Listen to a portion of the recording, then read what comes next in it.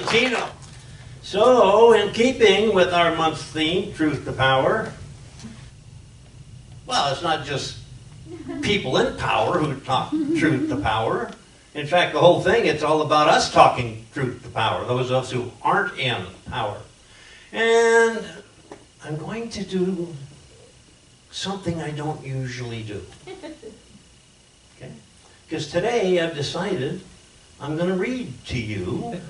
Yay. I'm reading today the juiciest juice from the late, great Dr. Seuss. And I think that this reading will make it quite clear that if there's a message we're needing to hear, we can get it without all the load full of jumble that causes us to sometimes stumble, or tumble, or fumble, or maybe crumble. So the truth to be shown, to be told, to be shared, can be delivered without making us scared. It's really quite simple if one simply looks at what's between the cover of these Dr. Seuss books. This is just one, okay? But within this, there's stuff from well, not all of them, but many of Dr. Seuss's books. And it doesn't have to be Dr. Seuss. It could be Winnie the Pooh. It's just that somehow I didn't think many people get excited coming to Sanctuary to hear about Poohisms. But it could have been Sesame Street, it could have been Mr. Rogers, right? The fact is, what we learn from children's books, and it's like Debra was talking about earlier, what we learn from them is the basic truths. And look at that, what's that other book? Everything I Need to Learn About Life I Learned in Kindergarten. Mm-hmm. It's not that we don't have the tools. It's just that sometimes over the years, well, the blades get dull, the handles break, they don't work quite as well as they used to, because we need to hone them from time to time. So I'm going to talk about some Seuss-isms, and I'm going to start with the ones that don't rhyme, because there were some of those. So I want to talk about, he says, sometimes the questions are complicated and the answers are simple. Don't we find that? Don't we complicate? Don't we convolute? Don't we, sometimes go to great lengths to word things and make it so difficult it's almost impossible for us to answer? We've got to cut through the nonsense to get to the storyline, to get to the real answer.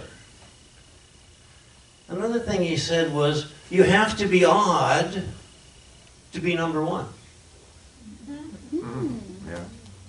One is not an even number. No.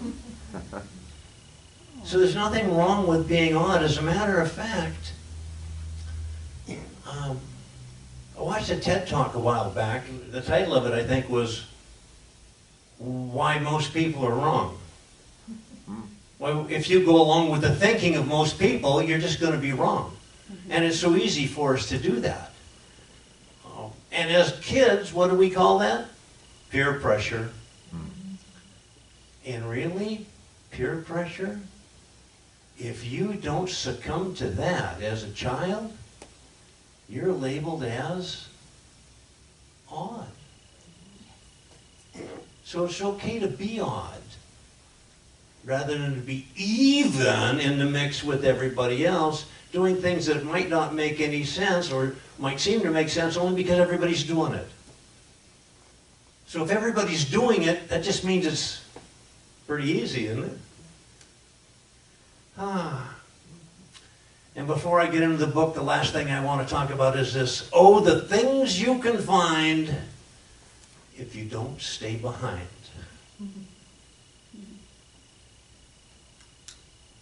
Isn't that part of our teaching? we talk about living in the past, staying behind, and all the problems that causes us, because we can't control anything from the past. We can't define the future from the past. We can't even live meaningfully in the present if we're in the past. Just can't be done. But let's get to Dr. Seuss, because I know that my pedestrian attempt at poetry leading into this is, not as good as his. So this book starts out, it tells us it's a guide to life. This is not a kid's book. This is the guide to life. This is the human pattern. If we'll follow this, it will lead us to our divinity. No, scratch that. Because we're never separate from our divinity. It will lead us back to the awareness of our divinity. Because the only thing that's ever in between us and God is our refusal to be present to that. A guide to life for those just starting out and those already on their way. Sometimes those of us already on our way, we forget what it was like to be a child. And when you were a child, try to remember, didn't you know the truth? Of course we did. We knew the truth. Sometimes we just got talked out of it. The master teacher Jesus, remember, said we should be like little children. And he didn't mean that we should remain this tall. He was talking about remaining true to who we are and to living from that truth and not letting the world jade us and corrupt us and talk us out of it. You ever tried to talk a little kid out of something? Come on.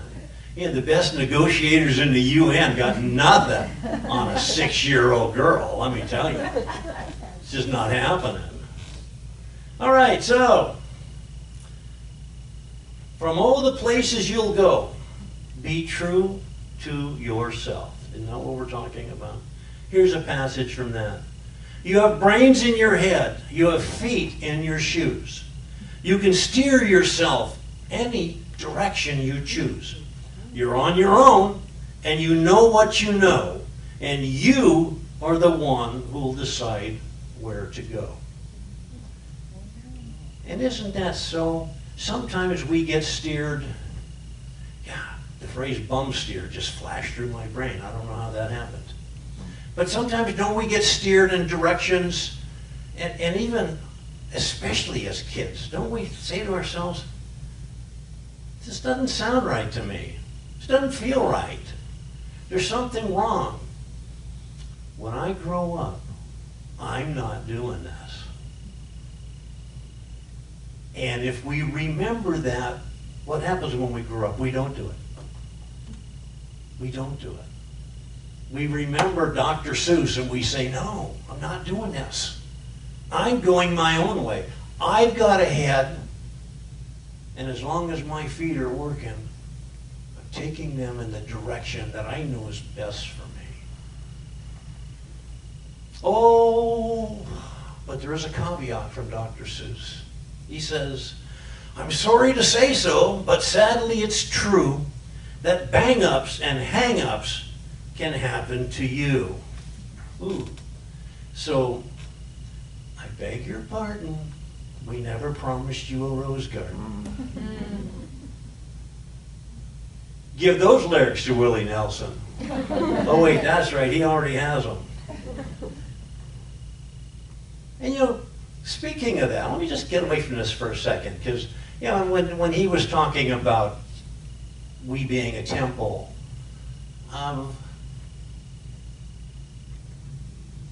Charles Fillmore, co-founder of Unity with his wife Myrtle. Remember what he said? Inside of each of us, at all times, there's a church service going on. If we just want to sit and be still and listen to it and be part of it, we don't have to go far. We don't have to go anywhere. We already are everywhere. We are the very definition of everywhere and everything. Because we are responsible for this entire universe that we see. Our world manifests directly from what we process in our minds.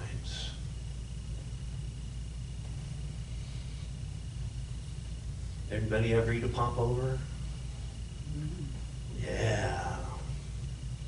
Well, there was this book, The Art of Eating Popovers, where he said, my uncle ordered popovers from the restaurant's bill of fare, and when they were served, he regarded them with a penetrating stare. Then he spoke great words of wisdom as he sat there on that chair. To eat these things, said my uncle, you must exercise great care. You may swallow down what's solid, but you must spit out the air. And as you partake of the world's bill of fare, that's darn good advice to follow. Do a lot of spitting out the hot air, and be careful what you swallow. Who's ever had hot air, I don't know, from, let's just say, our religion?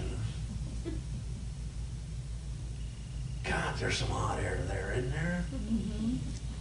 And our job is to spit that out.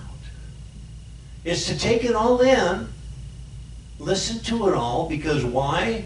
We are open at the top.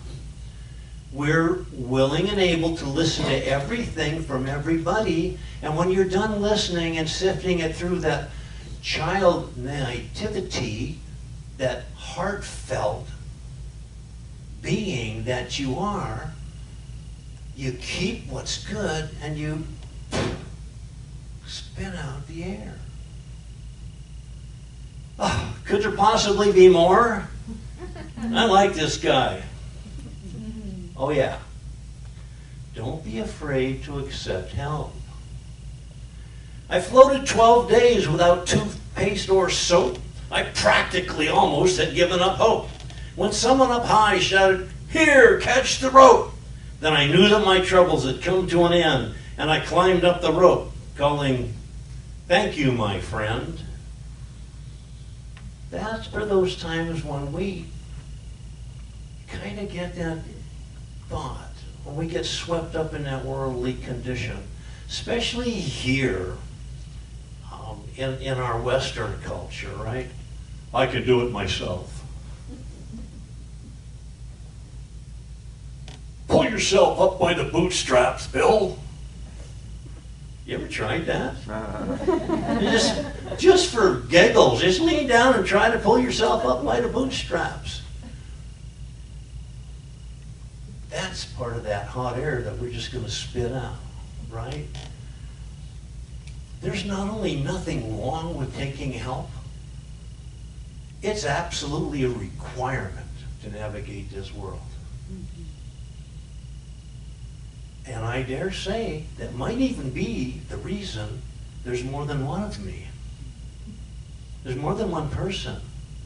Because it takes two to talk about something, and it takes two or more to work things out, and to make a community, and to allow us to live in that Christ consciousness that is our birthright. Sure be difficult to do that if we were the only person in the world, wouldn't it? Who would you take your troubles to? Where would you find a practitioner? Yes. I have heard there are troubles of more than one kind. Some come from ahead and some come from behind. But I bought a big bat. I'm all ready, you see. Now my troubles are going to have troubles with me. So I'm pretty certain we're not talking about going and getting a bat and carrying it around and beating everybody that disagrees with you. But I think if you could just stretch that mind muscle a little bit, we'll see that that's very similar to that saying, don't tell God about how big your problems are. Tell your problems about how big your God is. Because yes, with truth, with clarity, with spiritual awareness, what could possibly come our way that we can't, with that bat, take care of? If you're a ball player, you'd say that you just knock it out of the park. You'd knock the cover off that ball, wouldn't you? With my bat of truth and beauty and love, compassion, forgiveness, there's nothing I can't take care of with that. Oh. Unless I'm just waiting. Waiting for the fish to bite, or waiting for a wind to fly a kite, or waiting around for Friday night, or waiting perhaps for their Uncle Jake or a pot to boil or a bed of break, or a string of pearls or a pair of pants, or a wig with curls, or another chance. Everyone's just waiting. Except us. We're not waiting. We don't wait for something good to happen to us, do we? No.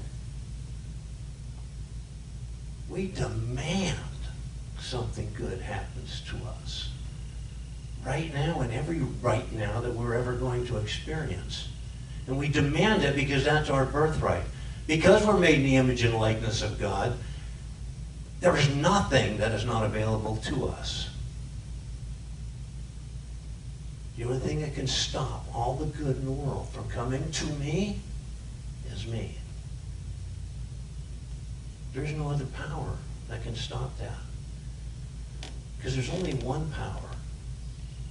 And if I'm using that one power for good, how can I not get everything that I could ever possibly want? And I know we've all been waiting for this because, yes, Mrs. McGillicuddy, everybody does like Dr. Seuss. And they like him, and I think this was from the first ever book of his, 1957. Do you know that Dr. Seuss, that's not his name, by the way. That's his middle name. That's his mother's maiden name. His last name was Geisel.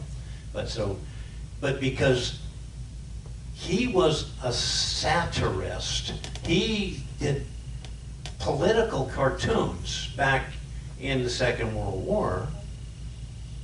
And when he was in college, the stuff that he wrote, and you got to remember, this is in the 40s and the 50s. If you lived through them, you know those were not liberal, wide open, open to all times. Those were pretty restrictive. But at the college where he wrote on the paper, they finally said, "Listen, you're out. You can't write anything anymore." So he started writing under the name of Dr. Seuss. But from his very first children's book, I think this was, it's about trying new things. God, why would we try new things? Doesn't everything we do already work? Well, maybe not. I do not like green eggs and ham. I do not like them, Sam I am. You do not like them, so you say. Try them, and you may. Try them and you may, I say. And that's all about us. Trying new things, listening. When the doorbell rings, and I open up the door, and there's these two splendid-looking gentlemen in their coats and ties with the Bible in their hand, I listen to them. I'm not going to buy into that whole program, but they might have something to say that stirs something in me about what I have forgotten, and it might send me back into a little bit more awareness of my spirituality. So I'd like to invest 20, 30 minutes and hear what they have to say. And generally it's true. Once I shut the door, I've got some air to spit out. But spit it out I do, and then I get on with my Seuss-isms. I'm going to, just a couple more and I'm going to wrap it up. And I saw on this hill, since my eyesight's so keen, the two biggest fools that have ever been seen. And the fools that I saw were none other than you, who seem to have nothing else better to do than sit here and argue who's better than who. Who is better than who? Are there some things that some of us might be better at than others? Well, yeah, I dare say. We have doctors, and we have physicists, and we have railroad engineers, and we have ball players, and we have office administrators. And these people are all better at what they do than I am, and most of us are. But kids' stories, to me, are kind of like the parables of Jesus. There are so many different levels. There's the level that you can just literally, take it literally and learn a lesson from it, or you can go at some depth and learn a little bit deeper lesson, or a deeper lesson still. And the deeper lesson here is this: getting away from things we do in the world, talking about arguing about who's better. There's no such thing as better. Remember, everybody we're ever going to meet is our spiritual equal. I got shocking news for you. You are Jesus Christ's spiritual equal. We just don't act like it a lot of times. But the fact is, taken to its logical conclusions, we have the use of that very same power that he used. If we'll just get to it. If we'll just reach down and use that spirituality that's available to us for the purpose that God created in us for it to do. Oh, yeah, so, well, maybe one more, because this is, to me, this is so apropos. One more, before the end. I meant no harm, I most truly did not, but I had to grow bigger, so bigger I got.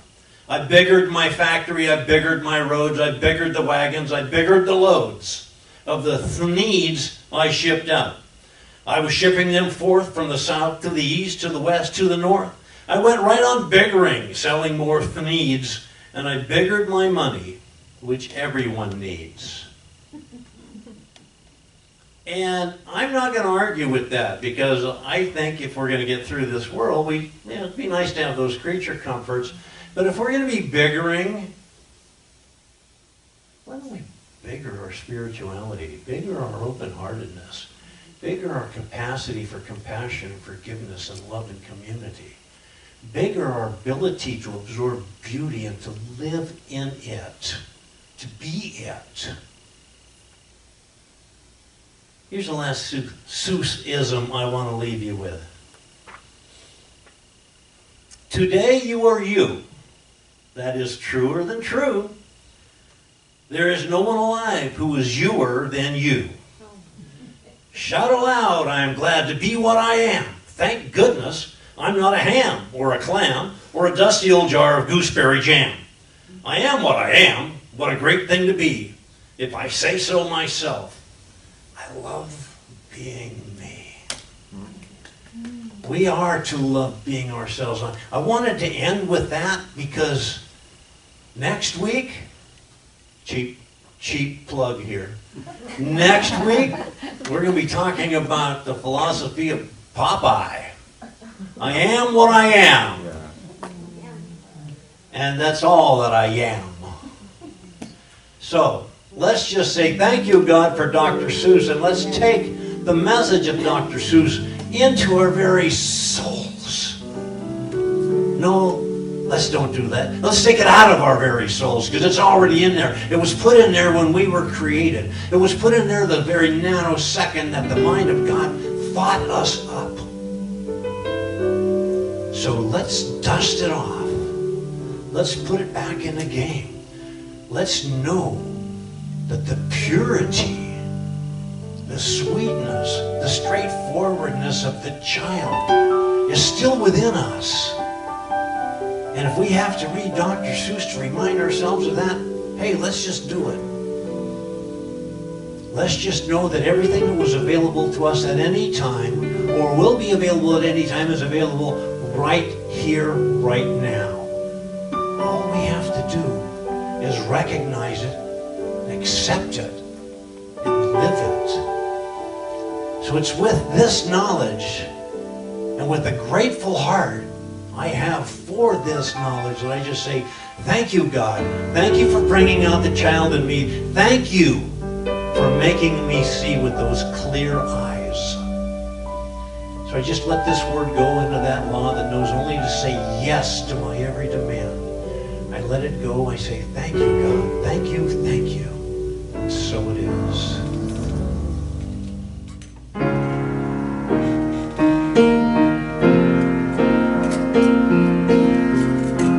I'm thankful, so grateful. I'm one in the Spirit all around me. I'm thankful, so grateful. I trust in God. Yes, so as the ushers come forward, let's just know that this is our opportunity to share our abundance. We know that all of our good comes from that one source, that one power, God. Let's just take a moment and say thank you, thank you, thank you, and thank you for all of those who are not here and still support our center by way of donations on the website or mailing them in or coming down and dropping them off in person. We bless these gifts, these tithes, these offerings, knowing they're given from the central core of who we are, which is God made manifest on this plane. We send them forward with no strings, no conditions to do their great work in the world. So it is.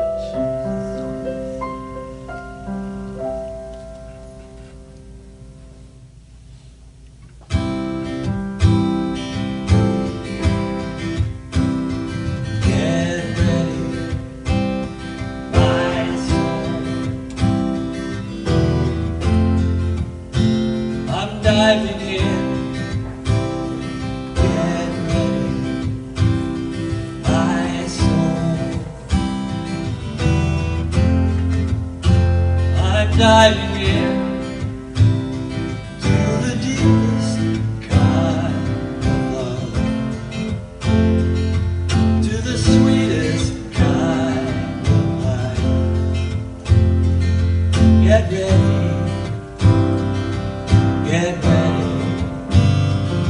my soul.